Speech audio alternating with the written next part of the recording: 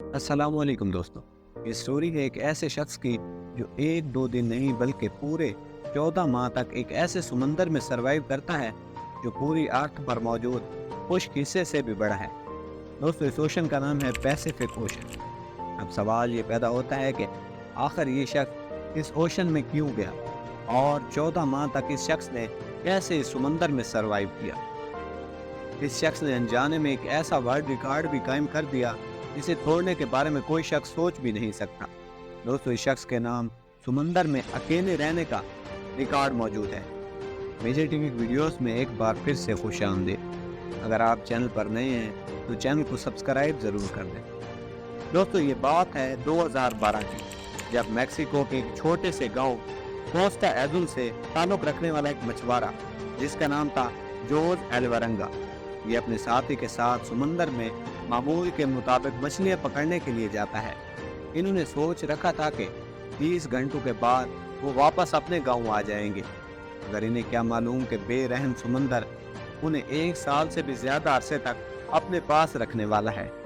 ये शख्स अपनी एक छोटी सी बोट पर अपने एक साथी के साथ समंदर में अपने गांव से 120 फुट दूर चला जाता है।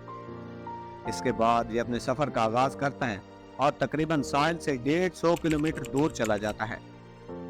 इसकी कश्ती में मौजूद सामान में सिर्फ एक फ्रिज और खाने पीने का कुछ सामान मौजूद। जैसे ही ये दोस्त समंदर में मछलियां पकड़ने के लिए जाल फेंकते हैं, समंदर में एक बहुत बड़ा तूफान आ जाता है।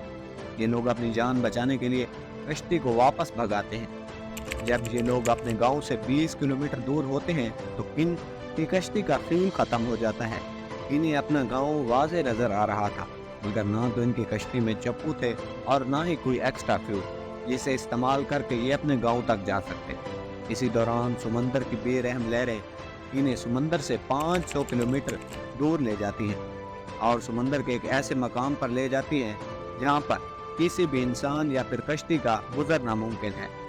दोस्तों, आहिस्ता आहिस्ता करते ये लोग समंदर में 5000 किलोमीटर दूर चले जाते हैं। अब जोज एल्वरंगा और उसके साथी को अपनी मौत का यकीन हो चुका था।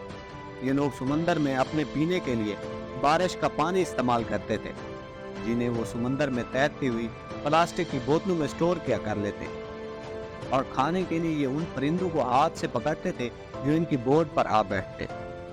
कभी कभार जब काफी अरसे तक बारिश ना होती तो ये परिंदों और समंदर में मौजूद मछलियों का खून पीकर गुजारा करते थे। जैसे जैसे वक्त गुजरता गया, जोज एल्वरंगा की मायूसी भी बढ़ती गई।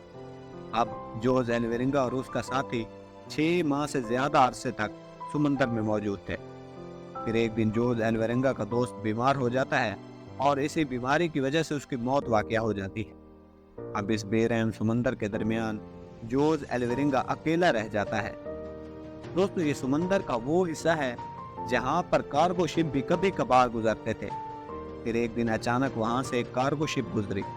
जोज एल्वरंगा की नज़र उस पर पड़ गई और उसने इस शिप को अपनी तरफ मुतवज्जा करने के लिए बहुत इशारे किए, मगर क्रू को 7 फुट की ये छोटी सी शिप दिखाई नहीं देती।